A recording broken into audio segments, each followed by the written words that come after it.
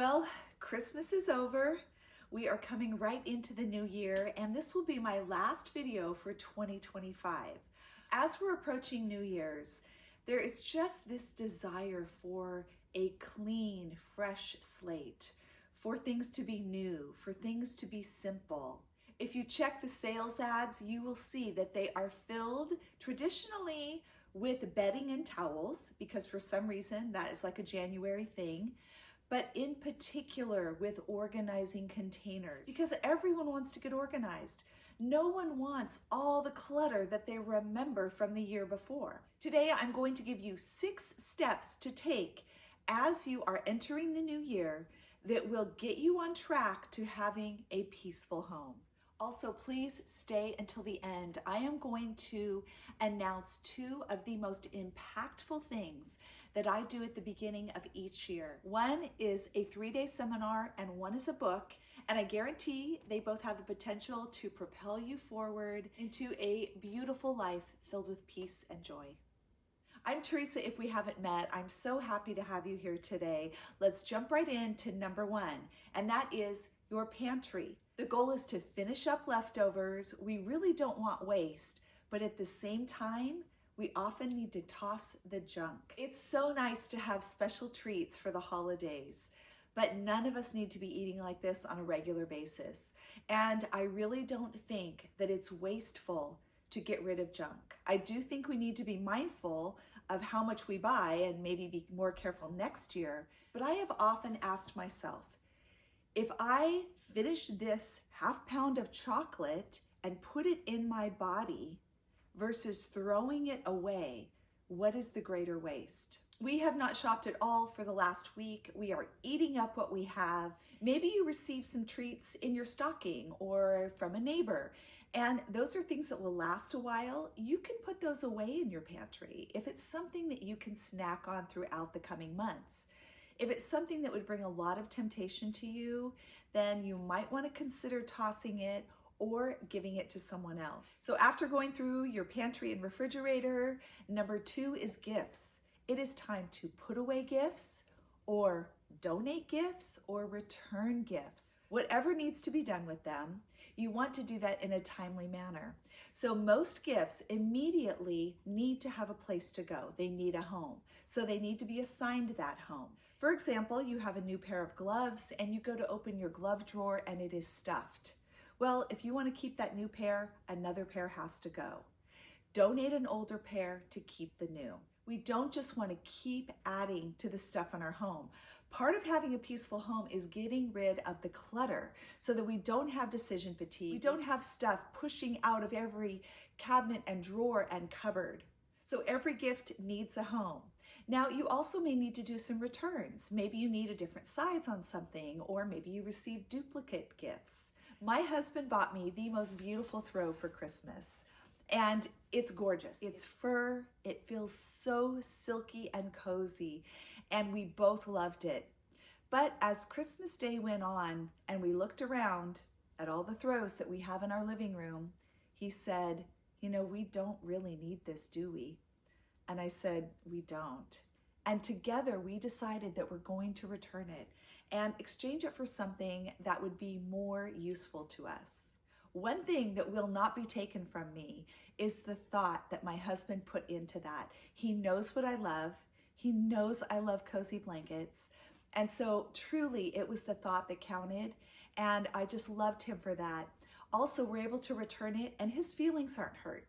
He knows that he blessed me, but we both are thinking differently as to what we want to bring into our home. You also may have received a gift that truly blessed you because someone loved you, thought of you, and got a gift for you. But maybe it doesn't suit you. Maybe it doesn't fit, but it can't be returned. Or maybe it's something decorative that doesn't really fit in your style. Or maybe you already have one. You still can donate these items. You can donate that and fully remember the giver. I keep a list of all the gifts I've received, and so each year I can look back, see what people bought for me, and appreciate them. And we are living in a busy, busy time where we all have too much. I have not talked to a single person that says, I have just the right amount of stuff in my home. I don't need to get rid of anything. Now, if that's you, then no worries. But for most of us, we err on the side of keeping too much. And being able to release a gift is really important.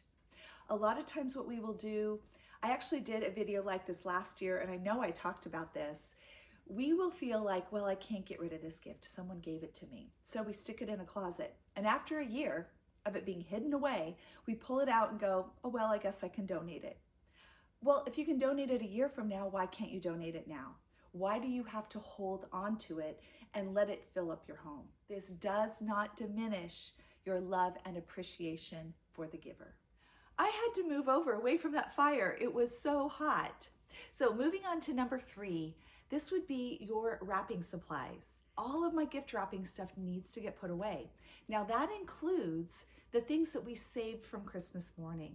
I put out a basket and I tell everyone, if there's a bag, a bow, a box that you don't want, put it in here. This is for trash, this is for bows, ribbon, bags, tissue. And then whatever is left over, I get all of that organized and I stash it away for next year.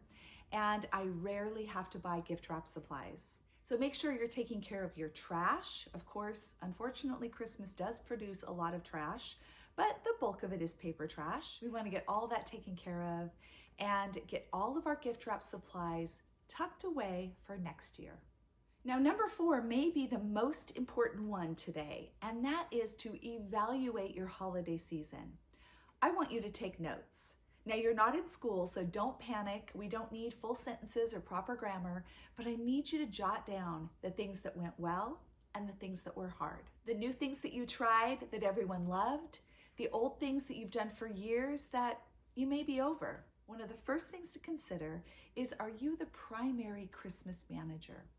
Are you the one that kind of heads up Christmas? That often does fall to the matriarch in the family. If you are the one that is hosting, planning the meals, organizing the gifts or gift exchange, thinking up activities, planning games, filling stockings, doing the cleanup, that is too much for one person. So jot down your honest thoughts about how Christmas went for you. Do you feel like you took on too much? What can be delegated next year? There are some things we did this year that I want to continue. And this one seems odd, but we only ate 2 meals a day. Now, because everyone was kind of slow to get up, we usually had a larger brunch, if you will. Now, if someone wakes up early and they want to eat first thing, we had a table full of snacks. They could have a beef stick. They could fry an egg if they want. They could eat a muffin or have some coffee. But no one was in charge of that, and everyone cleans up after themselves.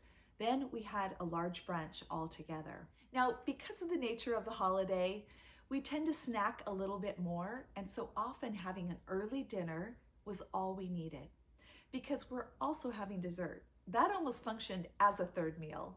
One of my Christmas videos this year, I talked about simplifying, decluttering Christmas. I'll link that below and have it on the end screen in case you missed that, because that's really what we're talking about. We're evaluating, okay, this year's over, but what about next year? We can be more intentional. What do we want to change? Also make note of things you would like to delegate. Maybe someone else can be in charge of the gift exchange and another one can organize games, but it shouldn't all fall on you. And most of all, don't be afraid to let go of traditions that are not serving you. Maybe you've decorated gingerbread houses every single year for the last 12 years, but you felt a lot of stress in organizing that and adding that to your plate. So you write it in your notes. Next year, someone else is going to head that up. And guess what? If no one wants to do it, you're going to drop it. The world will not end because you went a year without doing that tradition, because one of 2 things is going to happen. Everyone's going to say, yeah, it's not that important. Or someone's going to say, I missed that we didn't do this last year. I'll take it on for next year. Okay, number 5 is going to sound kind of strange, but I would say declutter anything and everything. Now, this isn't the way you want to live your life all the time, but take advantage of this time of year and that desire for a clean sweep. Fill a box. I have a video on that. It's a great decluttering technique. Just fill 1 box and put it in your car. So this is not your primary goal, But as you're cleaning your pantry out, you're putting away gifts, you're decluttering gift wrap supplies, you want to get things out. So I suggest one of two methods. I already mentioned the box. Fill it up, and once it's full, it goes out to your car to go to donate, or the 15-minute method. Simply set your timer for 15 minutes and declutter what you can in a given area. So really, you are just capitalizing on a very natural time to declutter. And number 6, I want you to start thinking about the new year. Now, this is going to be a little different. I'm not asking you to set goals for 2026. I'm not asking you to make any radical changes. In fact, I don't want you to do that. The research on goal setting is shocking. Look it up. The majority of people can't even keep their New Year's resolutions for 1 week. We don't need that. We want real change that is intentional, sustainable, and effective. This is the time of year that I start thinking and praying about what I want next year to look like. What kind of changes would I like to see in my life? What kind of habits would I like in my day-to-day routines? One thing I do focus on is starting my new planner. And I received a new one for Christmas. I am so excited to transfer all my birthdays and anniversaries and look at how I'm going to use this planner. I feel like I tweak mine every year, either a new planner entirely or new types of pages. And so I'm going to begin looking at that system. If you have never done a paper planner, I will put a couple of videos, a playlist on choosing a planner, how I use my planner on the end screen so you can take a look at that. Okay, now I want to share with you the 2 resources that I mentioned that have brought me so much encouragement and change in my life. Now, the first one is a workshop called Made for More. And this is with Edi Wadsworth, and I just love her. She is like the opposite of me. She is this outgoing, vivacious, just beautiful woman, full of color in her life. I am the quiet introvert and the beige gal. You know, I am bringing color into my life as well. I do love color in my decor, but I love surrounding myself with people that are different from me. This is so important in life. If we just hang with people that are just like us, we are going to be very limited in our outlook. And Edi is a fireball. She is contagious with her joy, with her purpose, her passion, and she really longs to bring this to women. Now, if you have seen her on social media, she a lot of times promotes the Made for More seminar for empty nesters. And it certainly is for that, but this is applicable for any woman. In fact, I referred my daughters to her last year and encouraged them to take her seminar. It is 3 days. It's January 7th to 9th, and it's $7. So skip your coffee or your specialty drink and sign up for this seminar. 3 days live. Last year, I just set it on my calendar like an appointment. I did not miss a day. And I just thought, I'm going to go all in with this. Now, she is, of course, promoting her life coaching. And that is not something I do. It is a bit expensive. If you can do it, I would recommend it. It sounds incredible for just true coaching, accountability, support, someone walking alongside. But also, please subscribe here, because here on The Peaceful Home, I will be walking you through very similar things. And this is why I don't do New Year's resolutions. I prefer to instill habits and routines that give me consistent results. But if you've been in a slump, you've been feeling like, I don't know what's ahead, like I don't know, the world is full of negativity and stress, and this is just the way it is. No, that is not the way it is. Jesus said he came to give us life, and life abundant. So that's the promise, like abundant life. Not that it's not without struggles and trials. In fact, those are promised too. But I can just about guarantee that Dr. Edi will motivate you and inspire you the way that she has me. This is not a sponsored post in any way.